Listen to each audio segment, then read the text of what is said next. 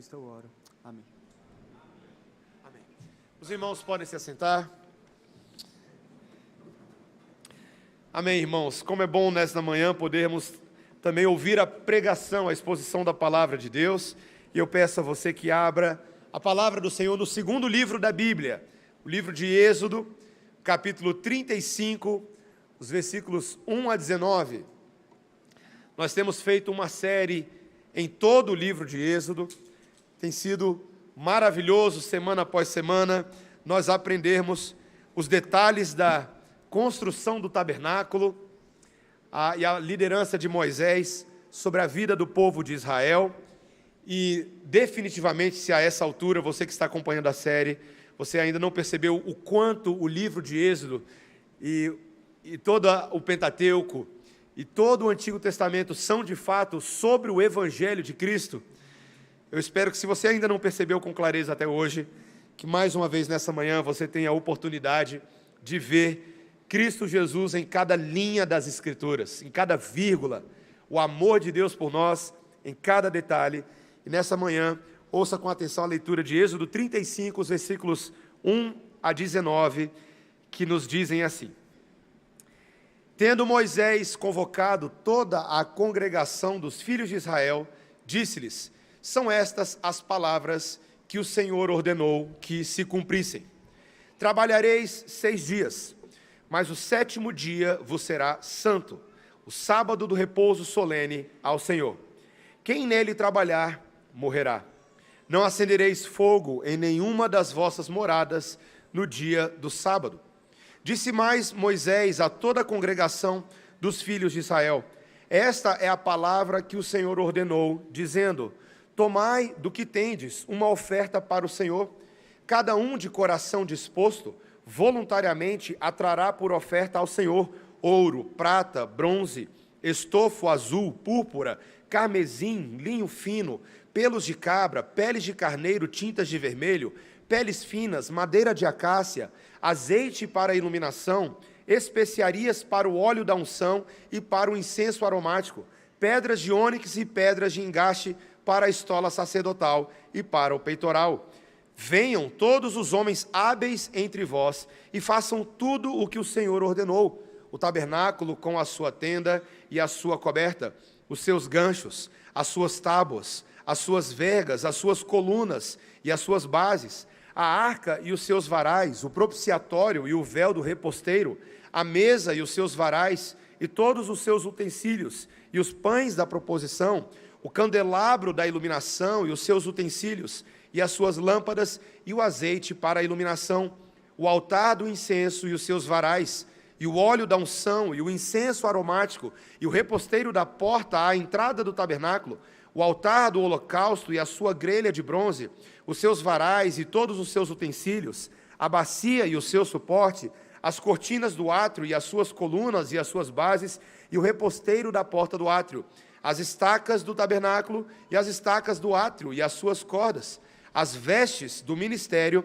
para ministrar no santuário, as vestes santas do sacerdote Arão e as vestes de seus filhos para oficiarem como sacerdotes. Essa é a palavra do Senhor. Abaixe a sua cabeça mais uma vez e vamos orar ao Senhor. Ó Deus bendito, Pai, Filho e Espírito Santo, nessa manhã te pedimos, Senhor, Espírito Santo de Deus, que ilumine nosso coração, que interprete todo o entendimento adequado para que os nossos corações e mentes sejam persuadidos quanto à Tua verdade.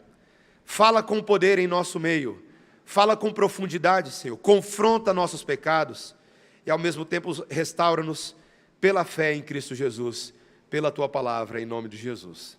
Amém. Meus irmãos, eu tenho pensado muito nesses dias sobre os muitos tipos de cristianismo que são ofertados no mundo moderno, na pós-modernidade, no século XXI, muitos desses que não são nem cristianismos verdadeiros, essa é a verdade. Mas eu penso em particular naquela armadilha que pode se espreitar na nossa vida cristã, quando nós permitimos um pequeno abismo entre teoria e prática se instalarem no nosso meio.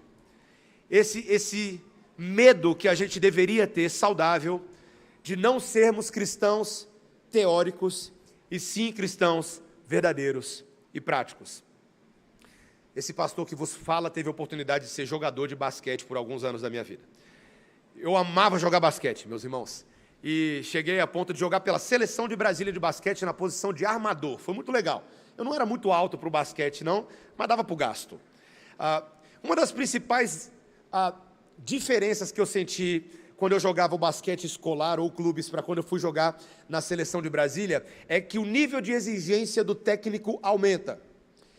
Não basta você ser talentoso, eu achava que eu era talentoso, não basta você driblar bem, arremessar bem, é necessário executar à risca o que o técnico manda, do contrário, nem lugar no time você tinha. E eu lembro, na minha primeira convocação em 2001 para jogar as Olimpíadas Brasileiras, os Jogos da Juventude lá em Recife, o meu técnico convocou, fez toda a preparação com o time, e aí algumas semanas antes ele me deu uma pequena pasta, e nessa pasta tinha todas as jogadas que eu precisava memorizar e executar. E eram muitas jogadas. No meu time eu tinha algumas jogadas que eu tinha que aprender, mas não eram tão elaboradas, não eram tão exigentes, mas essas eram. Eu tinha que memorizar cada uma delas, e eu falei, bom, eu vou para a quadra e vou executar.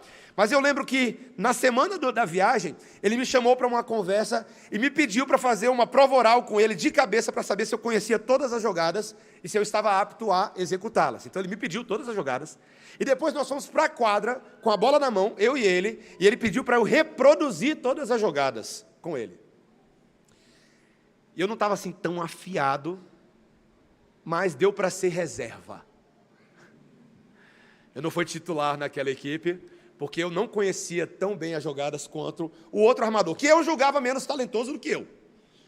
Mas ele estava mais em conformidade com o técnico. Meus irmãos, eu entendo que esse texto de hoje, ele está falando sobre isso. Ele está falando sobre a necessidade de eu e vocês entendermos de que maneira a relação entre teoria, que não é teoria, e prática, nós vamos falar sobre isso, elas são fundamentais para uma vida cristã que agrada ao Senhor. A maneira como Deus deu as instruções do tabernáculo, que acontecem principalmente nos capítulos 25 a 31 de Êxodo, e agora a ordem para executar aquelas instruções, ambos são fundamentais à vida cristã. A ordem e a execução. E nesse texto de hoje, esses elementos estão aqui claramente dispostos a nós, e eu gostaria de mostrar com mais um pouco de detalhe a maneira como o Espírito Santo de Deus nos encaminha nessa prática da santidade na vida cristã. Como é que nós podemos executar o plano da santificação de uma maneira verdadeira, prática e que glorifica o Senhor. Nós vamos ver aqui 3 R's, eu consegui dividir aqui os 3 pontos em 3 R's, tá? Revelação, repetição e reabilitação, tá? Revelação, repetição e reabilitação. Primeiro, meus irmãos, revelação. Nós estamos vendo aqui, nesses versículos 1 a 19, uma seção inteira que ela espelha Êxodo 25 a 31.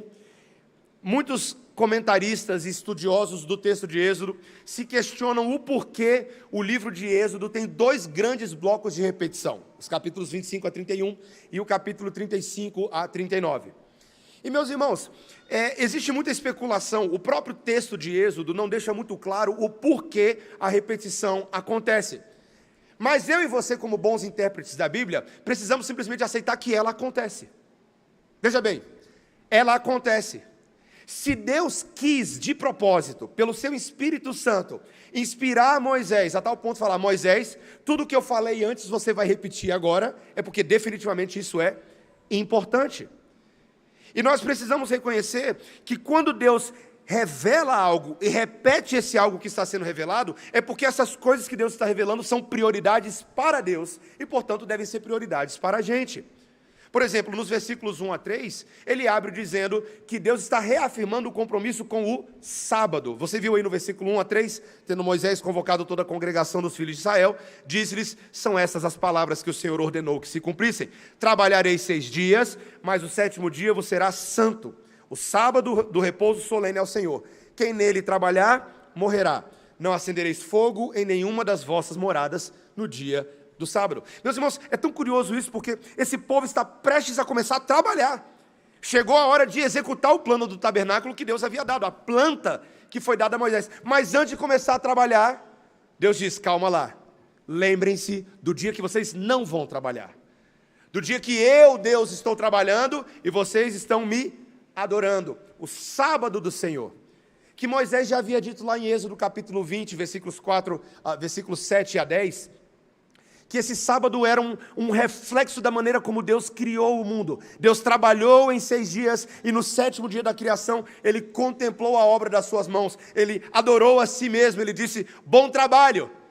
Viu Deus o que havia feito e viu que era tudo muito bom. É a declaração do final de Gênesis capítulo 1 e Gênesis capítulo 2. Então esse sistema de trabalhar 6 dias, mas reservar um dia santo ao Senhor, e nesse dia meditar, guardar o coração, isso para Deus é uma prioridade para Ele e portanto deve ser para nós. Meus irmãos, como Deus organiza a nossa mente, né? Hoje pensando no dia do Senhor como uma inversão dessa lei cerimonial, nós temos hoje o domingo como o primeiro dia da semana, do qual os cristãos após a ressurreição de Jesus passaram a adorar a Deus. Eles começam a semana descansando e depois na segundo dia da semana, terceiro dia da semana, eles trabalham. Eu começo meditando, eu começo adorando, eu começo guardando o meu coração e adoração a Ele, e então eu vou para o trabalho. Não para começar a segunda-feira de manhã reclamando do fim de semana que acabou, não. Alegre porque o combustível está cheio pelo domingo, que foi dia de alegria, de cantar, de ouvir a pregação da palavra de Deus, de ter comunhão com os meus irmãos. Então Deus está organizando o coração. Meus irmãos, Deus é muito sério com isso. Deus é tão sério que Ele fala, olha, eu não quero nem saber, Ele adicionou um pequeno detalhe aqui que não tinha lá, em Êxodo 25 a 31. Não acendereis fogo em nenhuma das vossas moradas no dia de sábado. Essa lei específica aqui era para que eles não gastassem o dia de sábado acendendo fogo em casa, preparando a comida no sábado, no domingo. Meus irmãos, vou trazer uma pequena aplicação aqui para nós, tá? Quando Deus mandou o maná do céu, era uma comida que vinha do céu, e na sexta-feira, o dever do povo de Israel era recolher para a sexta e já para o sábado, para não ter que ficar utilizando o sábado para ficar colhendo o maná ou preparando comida em casa. Meus irmãos, eu não quero fazer aqui uma equiparação direta da lei cerimonial com os dias de hoje, mas o princípio vale. O princípio é que eu e vocês não deveríamos, no dia que devemos adorar a Deus, fazer trabalhos desnecessários que eu poderia ter preparado no dia anterior. Por exemplo, se você virar para mim e falar assim, pastor, eu não fui para a igreja domingo de manhã porque eu fiquei preparando comida para o almoço, porque eu não tive tempo de cozinhar no sábado, então eu passei a manhã, porque eu queria fazer um almoço especial para a minha família. Pastor, você sabe como é que é? Dia de domingo, dia de almoço em família, então eu deixei de ir para a igreja para fazer um frango. Você está errado. Você está errado. É verdade isso. Porque você pegou o único dia da semana que Deus queria sua total atenção, sua total adoração, sua total consagração, e ficou meio preguiçoso no sábado à noite, porque foi fazer alguma outra coisa. É verdade, meus irmãos. Não mate o culto a Deus em favor de outras coisas que você julga que são prioridades, mas não são prioridades para Deus. Se for necessário, e eu vou falar, nunca falei isso antes, mas vou falar aqui agora. Se necessário for, faz jejum. Faz um jejum no domingo. Mas não falta culto por motivo de menor importância. Não faça isso. Não é um princípio da lei cerimonial, é um princípio da lei espiritual de Deus, que está por trás de toda a lei cerimonial. Deus quer o seu coração, crente.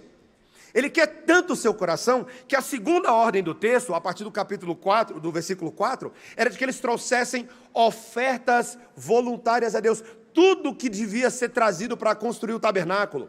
Por exemplo, os tecidos, as púrpuras, as cores, todas as coisas deveriam ser trazidas. E o versículo 5 diz qual é a forma espiritual de trazer. Olha aí o versículo 5.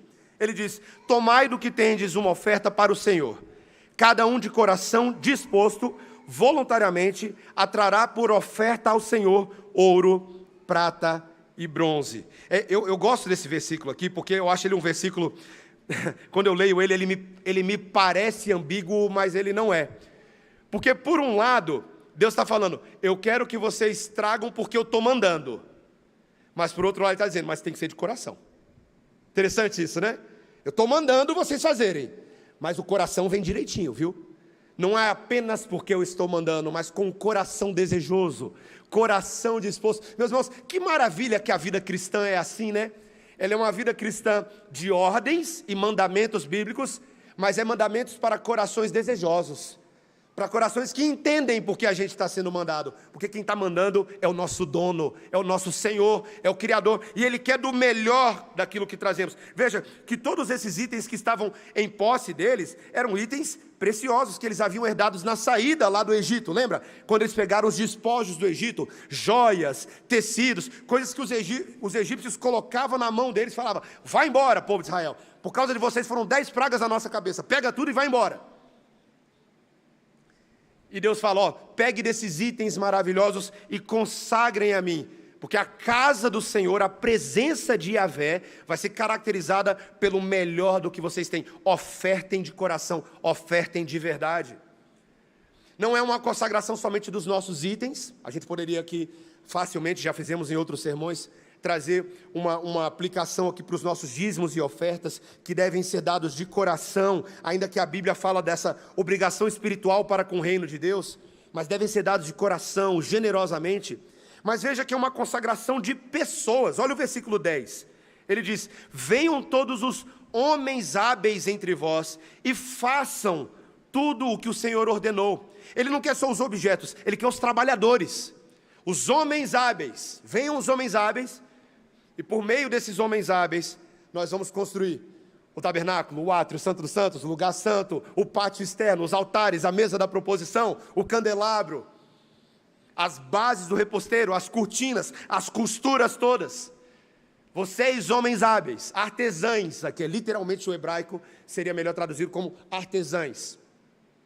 Vocês venham e façam o trabalho para o qual Deus capacitou vocês. Meus irmãos, vocês percebem claramente que Deus está revelando a nós o que é importante para Ele. Isso é muito sério.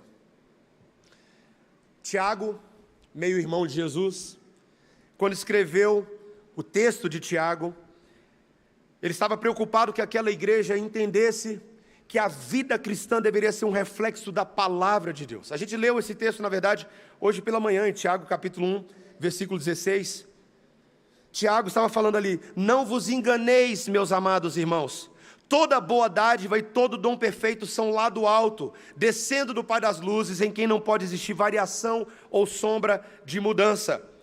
Todo homem, pois, seja pronto para ouvir, tardio para falar, tardio para se irar, despojai-vos de toda impureza e acúmulo de maldade, e presta atenção, ele fala lá em Tiago 1, 21, acolhei com mansidão a palavra em vós implantada, a qual é poderosa para salvar a vossa alma.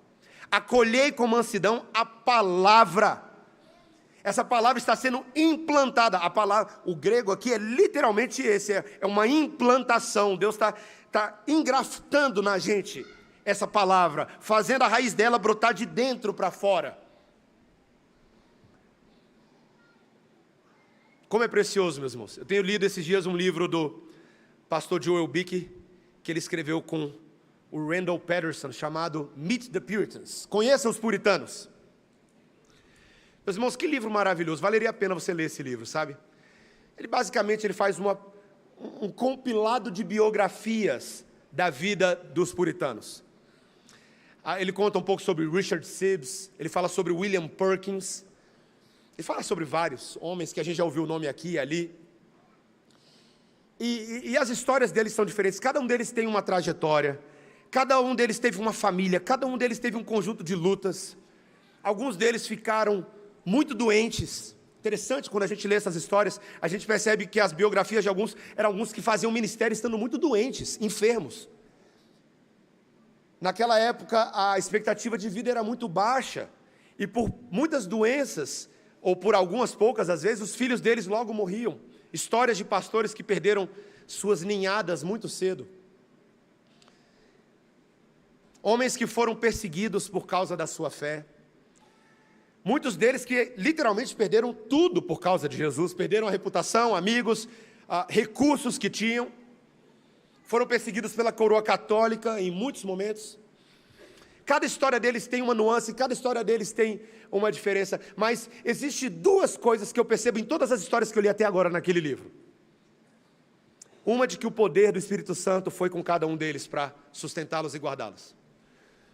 Mas a segunda coisa é o desejo no coração de cada um daqueles homens, todos eles, de que tudo o que eles conheciam na palavra de Deus fosse uma prioridade na vida deles. Prioridade.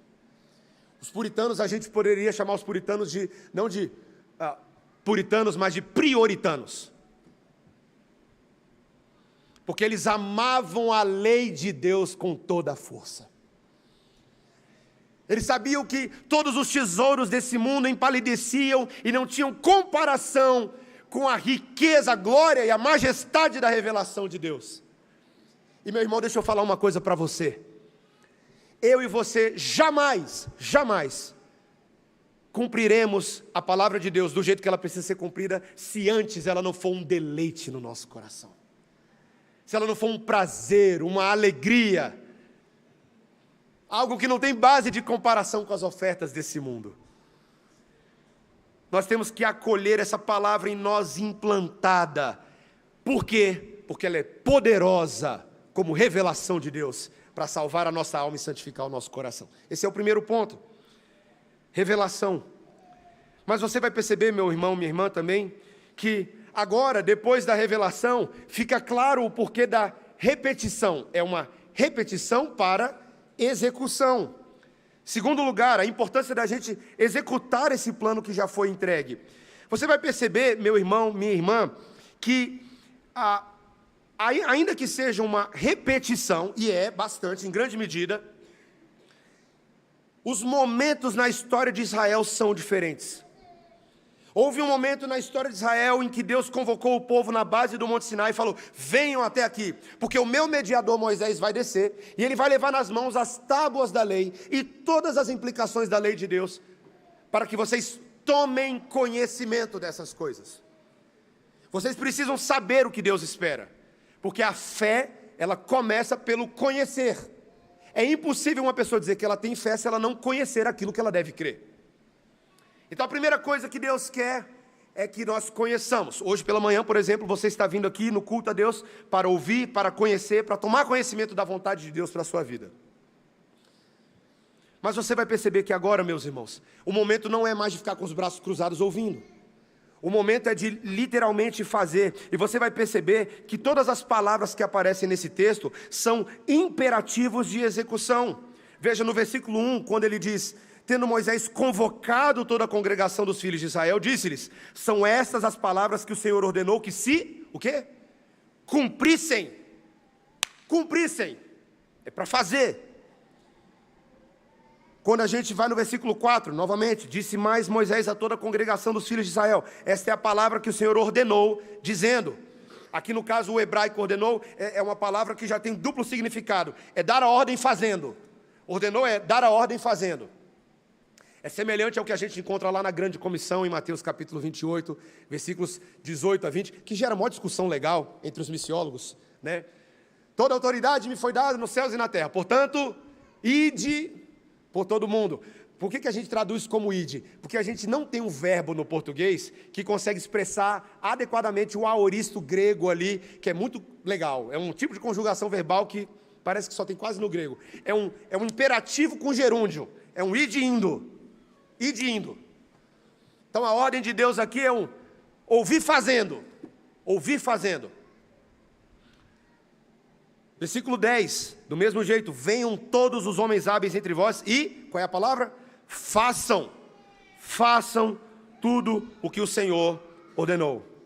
Meus irmãos, a teologia de Deus, através de Moisés, e em toda a palavra de Deus, não é uma teologia de apenas saber, é uma teologia de executar, de cumprir. Infelizmente nós temos vivido em dias em que as pessoas, quando se aproximam da fé cristã, e às vezes da fé reformada, o fazem apenas pela via do conhecimento, ainda que seja muito importante e necessário. Conversando mesmo essa semana com um dos nossos presbíteros, a gente mencionando o fato de que muitos homens nos últimos 15 anos, e eu tenho certeza que aqueles que são nosso meio, seminaristas, teólogos, pastores, sabem disso, muitos homens nos últimos 15 anos que têm se aproximado da teologia reformada, depois de alguns anos não permaneceram nela. Porque acabaram se aproximando dela por um viés de curiosidade. Oh, que legal! Mas esqueceram-se de que a fé verdadeira não é uma fé somente de ouvir, mas de fazer. Abra comigo em Tiago, capítulo 1, eu quero mostrar um detalhe para você. Tiago, capítulo 1.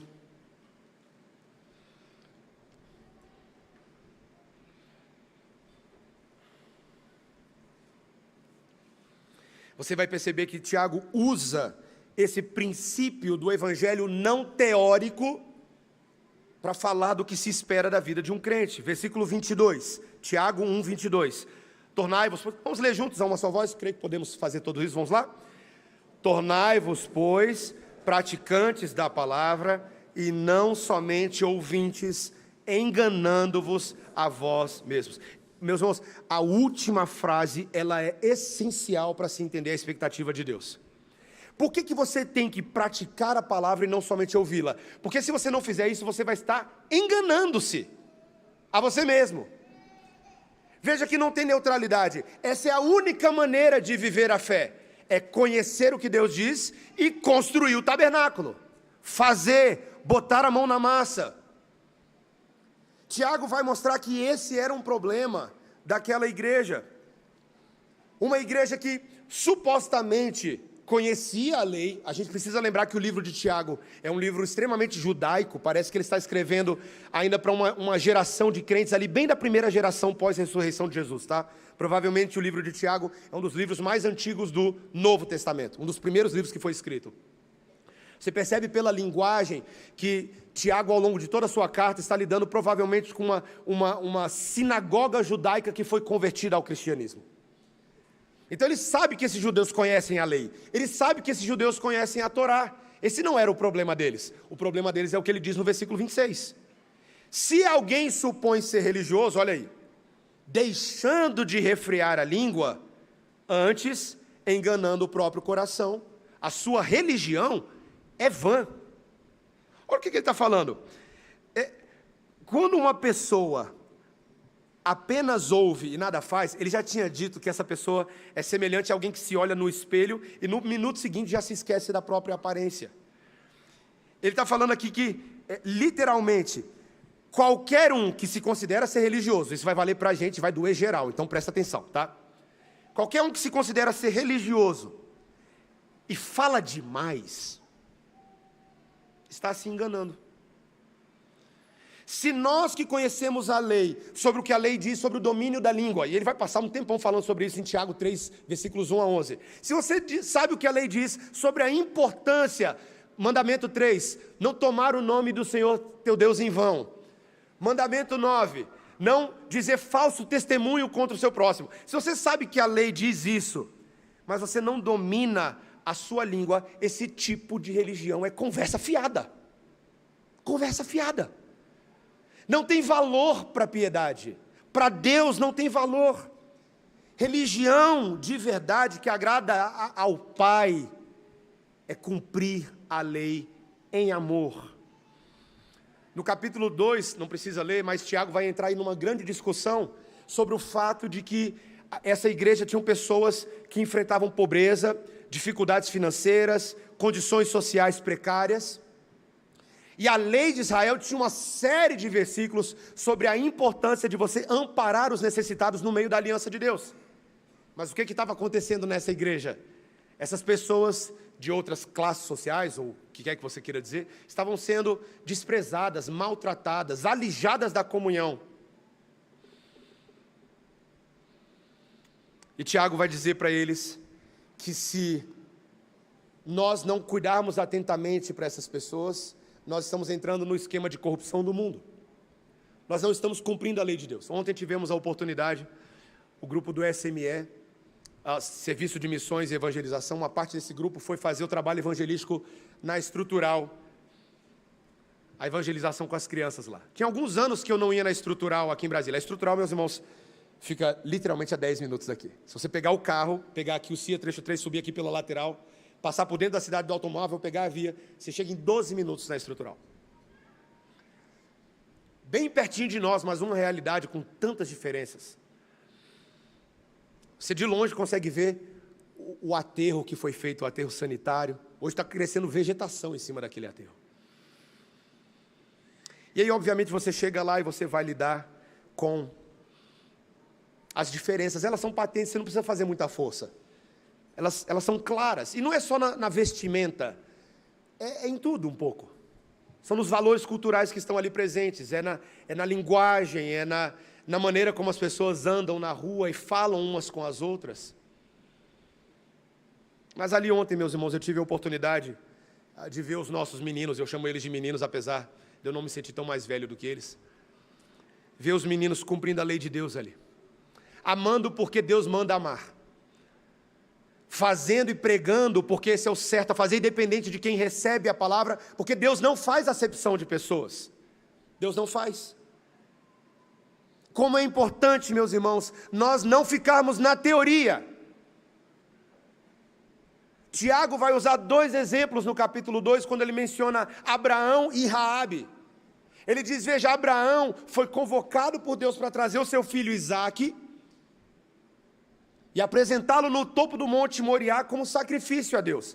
E Abraão de fato fez isso, a ponto de amarrar Isaque no altar, levantar o cutelo e o anjo falar, não precisa. Abraão não ficou em casa elocubrando, será que Deus me pediu isso? Eu acho que eu não ouvi bem. Acho que Deus, na verdade, vamos fazer o seguinte, eu vou dizer para Deus, em oração, que eu entendi o que Ele está falando, mas eu vou esperar para ver se é isso mesmo. Não, meus irmãos, ele foi lá e fez. Raabe não ficou teorizando com um livro de teologia sistemática na casa dela, para saber se ela deveria ou não esconder os espias. Ela escondeu os espias, ela botou para dentro, e quando o pessoal veio perguntando, cadê os espias? Ela falou, sei não, foi embora.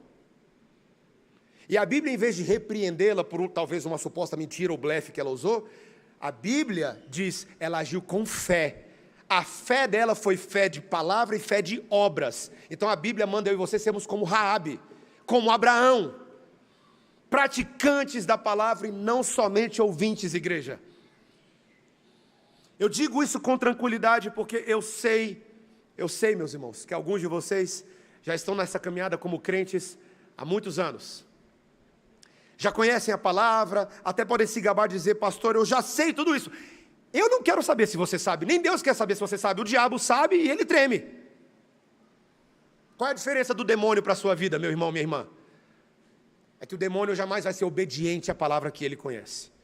Mas eu e vocês, pela graça de Deus, temos a oportunidade dessa manhã de sermos obedientes à palavra do Senhor. E por isso que eu gostaria de terminar o meu sermão falando sobre o último ponto, que é a reabilitação. A gente falou sobre revelação, depois sobre a repetição com execução, mas em último lugar eu gostaria de falar dessa reabilitação. Porque você precisa entender o que o capítulo 35 está introduzindo para o final do livro de Êxodo. Meus irmãos, chegou a hora de fazer o plano do tabernáculo, construir a casa que Deus havia ordenado. Mas, meus irmãos, eu gostaria de perguntar a você, qual era o objetivo da construção do tabernáculo? Para que Deus pede que Moisés e o povo sejam detalhistas em trazer ofertas de púrpura, de carmesim, toda sorte de tecido, pedras, joias, semijoias, pedras de engaste, roupas sacerdotais que vão ser utilizadas na ministração? Para que tudo isso? Qual é o objetivo desse plano todo? Talvez algum israelita se perdesse no meio do caminho. Meus irmãos, o foco do livro de Êxodo, o qual você jamais pode esquecer, é que Deus queria habitar no meio do seu povo.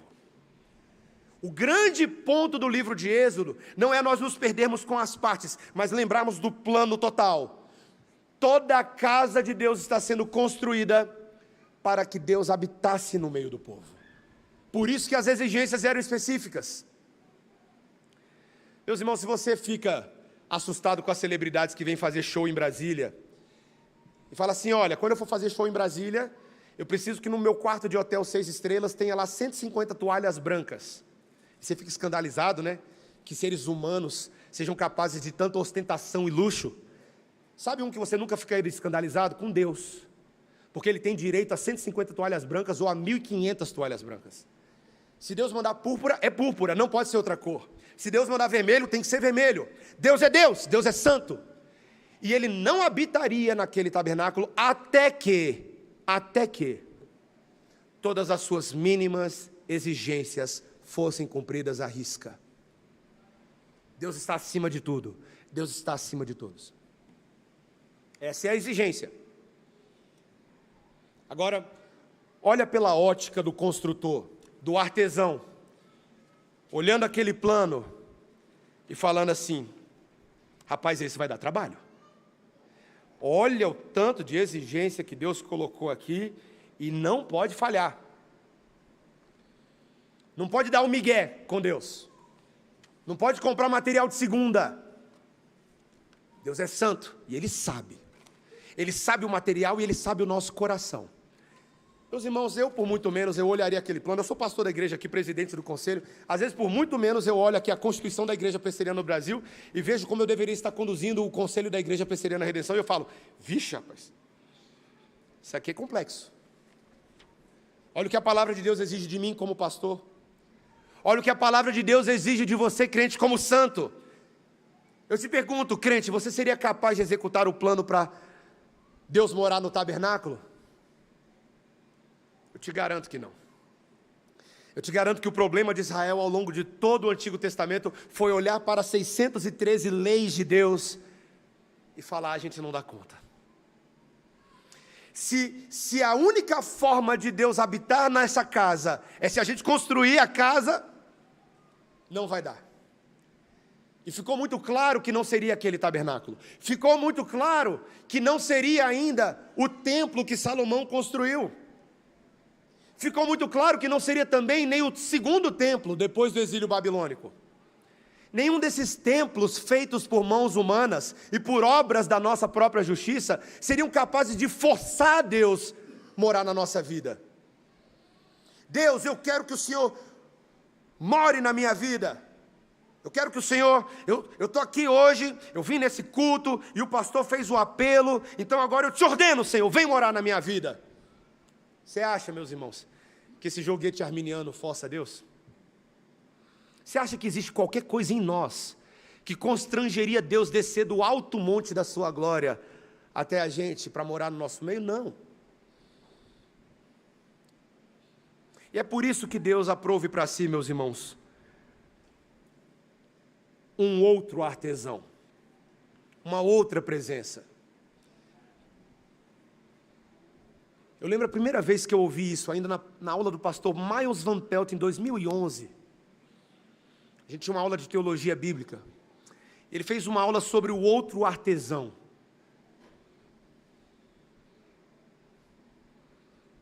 Ele fala que a gente estava morando aqui nessa terra de desolação e um belo dia aparece um construtor dizendo: eu conheço o mapa e eu sei como construir. Enquanto todo mundo ficou discutindo se ele dava conta do recado ou não, quando eu digo todo mundo, somos nós, junto com os judeus e todo mundo. Será que é ele? Será que ele consegue? Esse artesão, sem pedir licença para ninguém, falou: vai ser lá em Belém, no ventre de uma virgem, casada com um carpinteiro, só para ficar irônico. E ele veio até nós, sem pedir licença. Ele apareceu. Ele se fez presente, cumprindo a promessa de um Emanuel, de um Deus conosco. Ele veio até nós. E ele cresceu, aquele pequeno filho de carpinteiro, que era um carpinteiro. Cada mesa, cada cadeira, cada lasca de madeira, cada corte, era uma exibição visível de uma glória invisível que os homens ainda não sabiam. Ele veio para habitar entre nós, cheio de graça e de verdade. Ele veio para fazer morada entre nós. E ele começou a construir, né? Ele foi construindo. Cada palavra, cada cura, cada gesto de amor, cada gesto de perdão, cada mão esticada, cada venda desvendada, cada mão ressequida, refeita, cada língua desenrolada, era uma peça nesse tabernáculo que ele estava construindo. Um construtor que é capaz de olhar para todas as leis e falar: eu consigo fazer tudo isso, a minha vida dá conta do recado. E ele foi fazendo, meus irmãos, perfeitamente. Só que a história é esquisita, porque lá pelas tantas, Jesus está com seus discípulos olhando para um certo templo, que eles achavam tão glorioso, uma edificação tão bonita. E Jesus fala assim: veja, misteriosamente ele diz: pode derrubar o templo, e o templo vai ser derrubado. Um templo será derrubado, mas em 3 dias eu reconstruirei. Que história é essa, Jesus? Os discípulos tiveram baixa capacidade de entender aquilo naquele momento. Mas Jesus estava falando do tabernáculo do seu próprio corpo. Para que o tabernáculo de Deus fosse construído, o tabernáculo do corpo dele tinha que ser desmoronado. Por quê? Por causa dos pecados de todo mundo que tentou construir esse tabernáculo com as suas próprias mãos, mas não conseguiu. Eles são pecadores. Eles merecem ser desmontados, mas Deus não vai desmontá-los, Ele vai me desmontar, Jesus disse. Ele vai me desconstruir. E desconstruiu de verdade. Eu tenho certeza que se você estivesse perto de Jesus na hora da crucificação dele, você sentiria o cheiro de carne, de sangue.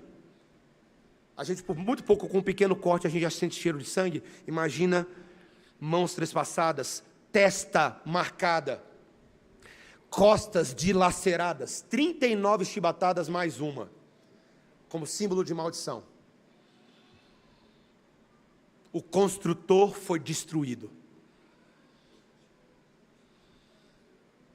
E aquele sábado cerimonial deve ter sido um sábado muito estranho para os discípulos.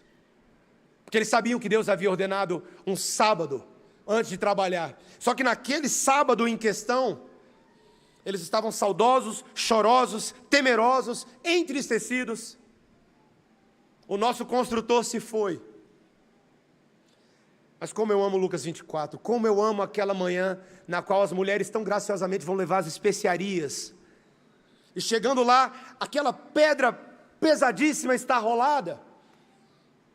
E elas entram ali, tem 2 anjos sentados, vestidos de branco. E eles viram para ela e falam assim: por que vocês estão procurando entre os mortos aquele que está vivo?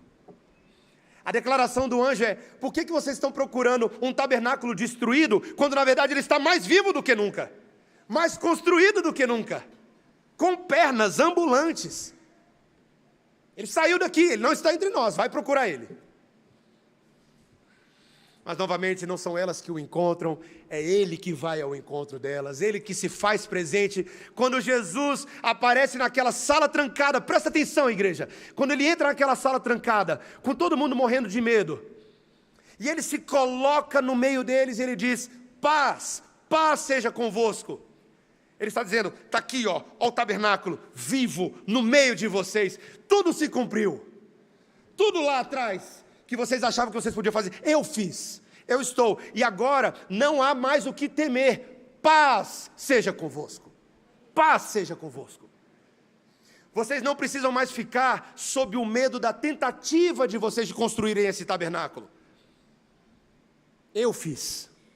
Vocês não vivem mais sob a maldição de tentarem agradar a Deus com a vida de vocês, eu agradei a Deus. Eu sou o sábado de vocês, eu sou a oferta de vocês, eu sou o artesão de vocês, eu sou o tabernáculo. A presença de Yahvé no meio do seu povo. E meus irmãos, o que isso causou? Causou uma inversão total. Agora não é mais você construindo um tabernáculo para ver se Deus mora dentro de você. É Deus morando dentro de você, construindo um tabernáculo em você. Ele inverteu essa equação. Ele já fez tudo. Então, quando o Espírito Santo mora dentro de você, presta atenção nisso. Porque Deus só mora numa casa adequada. Então, como é que Deus mora dentro de você? É porque Deus mora na casa que Ele mesmo constrói. Você, seu coração. Ele prepara o seu coração para recebê-lo como uma manjedoura. Como uma manjedoura. E Ele habita dentro de nós, Ele habita dentro da igreja. Então esse Espírito Santo é chamado de santo pela habilidade de santificar aquele em quem ele mora, que somos nós. Como é bom, meus irmãos, como é bom. Você não precisa ser santo antes para ter o Espírito Santo, não. É Ele que é o Espírito Santo e torna você santo. É assim que funciona. Que libertador isso, não é? Que libertador isso. Olha aí em Tiago, volta aí em Tiago. Você está vendo aí Tiago aberto? Olha o que ele diz aí, versículo 25. Tiago 1, 25. Aquele que considera atentamente na lei perfeita, lei da liberdade, e nela persevera, não sendo ouvinte negligente, mas operoso, praticante, esse será bem-aventurado no que realizar. Lei da liberdade. O Espírito te livrou da condenação, da culpa, da ira, da maldição, para que livre em Cristo, essa lei que antes te condenava, agora ela te liberta. Eu posso empregar as minhas mãos, os meus dons, a minha púrpura, o meu carmesim, meus talentos ao Senhor, porque eu estou livre da condenação da lei, para praticar a lei com deleite, com alegria, com prazer. Eu posso hoje guardar o sábado santo do Senhor, não sob o medo de ser condenado, mas com alegria, com deleite, com prazer.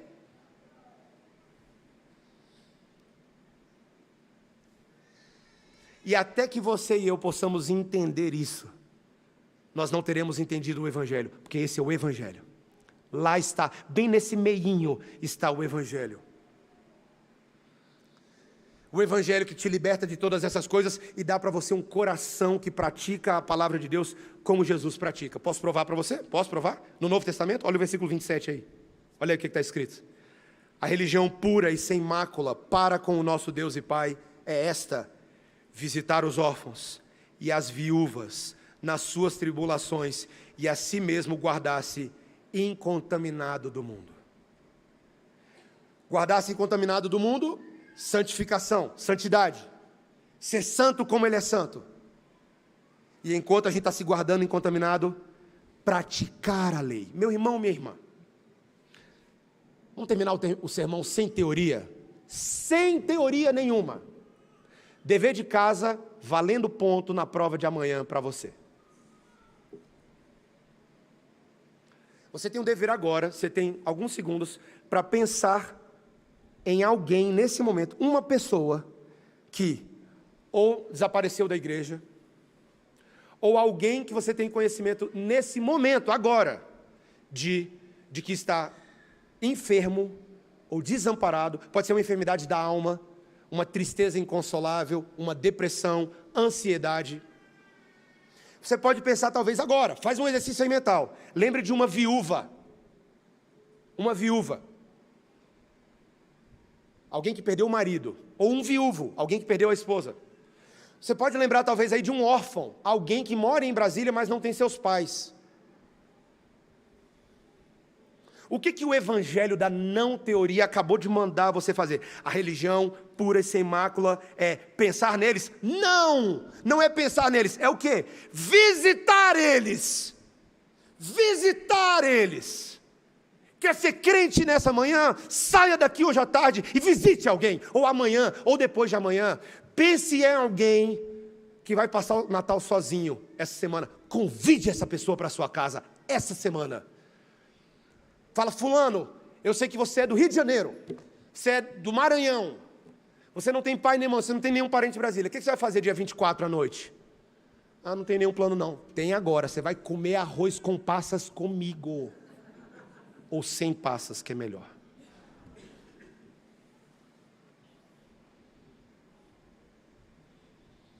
Pratique a lei, visite. Vou dar um problema para a Eliane e para o Cláudio aqui agora. Sei que a dona Leni já está em casa, né, Eliane? Não dá para receber todo mundo de uma vez. Mas faz uma escala com a Eliane. Eu te garanto, meus irmãos, eu te garanto que a dona Leni vai ficar numa alegria quando ela começar a receber os membros da igreja em casa. No hospital muitas vezes não dava. É UTI, é difícil. Mas em casa é um pouco mais fácil. Ela vai ficar tão feliz. Eu sei que ela já está melhorando. E ela vai melhorar ainda mais quanto mais gente da igreja ela vê na vida dela. E quando você for, leva um presentinho. leva alguma coisa que ela gosta. Leva uma florzinha para ela. Vai ter tanta flor naquela casa que ela não vai saber o que fazer com aquelas flores. Visite, ligue, mande uma mensagem. Meus irmãos, às vezes alguém essa semana falou comigo que sabia que estava sem relacionamento com a pessoa, tinha dificuldade de ligar. Falei, manda uma mensagem, quebra. Pastor, eu não sei nem o que falar com a pessoa quando eu falar. Então escreve uma carta, escreve uma cartinha. Fala, cara, eu não sei nem como olhar nos seus olhos. Mas eu gostaria de falar do amor de Deus para você. Escreve uma carta. Faça alguma coisa, crente. Porque a verdadeira religião que agrada a Deus é visitar, é ligar, é fazer, é amar de verdade. Porque Cristo nos amou assim, meus irmãos. Eu termino meu sermão dizendo isso. Ele veio até nós. Ele nos visitou na nossa enfermidade espiritual. Ele se entregou por nós. Ele deseja que a igreja reproduza isso, e quando a igreja reproduzir isso, o mundo vai conhecer a Cristo. O mundo vai ver quem é Jesus. Vai ver como é que as coisas funcionam no reino de Deus. Visite, ame, ligue, mande uma mensagem. Dê carona para alguém. Você pode fazer isso hoje. Às vezes você conhece alguém que mora perto da sua casa, e talvez a forma de ajudar aquela pessoa é porque ela jogou lá no grupo do grupo familiar. Gente, eu estou sem carona, alguém pode me ajudar? Aí ficou todo mundo, cri, cri, cri, cri. Lá talvez no fundo da sua cabeça você pensou, fulano, a gasolina está cara, pega o metrô. Meus irmãos, a gasolina está cara, mas eu te garanto que o sangue de Jesus é mais caro que a gasolina. Usa sua gasolina para alguma coisa que preste. Usa seu carro, usa seu tempo, usa seus recursos, bota tudo na conta de Jesus, fala, Senhor, não é só meu dízimo, não é só meus 10%, é todo o meu coração para ti, Senhor. É tudo teu. Porque Jesus se entregou totalmente por mim e por você. Então é tudo teu, Senhor. Usa a minha vida para a glória do teu nome, para que outros te conheçam e sejam abençoados. Amém? Abaixa a sua cabeça, vamos orar. Ó Senhor Deus, Senhor, nós estamos nessa manhã ouvindo a tua palavra. Mas é um grande engano acharmos que chegaremos a algum lugar apenas ouvindo, sem partirmos para a prática. Assim como Cristo construiu um tabernáculo verdadeiro em nós, nós hoje precisamos falar da prova da nossa fé. O que é dizer que temos fé? Senhor, ajuda-nos a não sermos como aqueles que vem alguém desamparado, um irmão na fé talvez desempregado, numa situação difícil, até passando fome.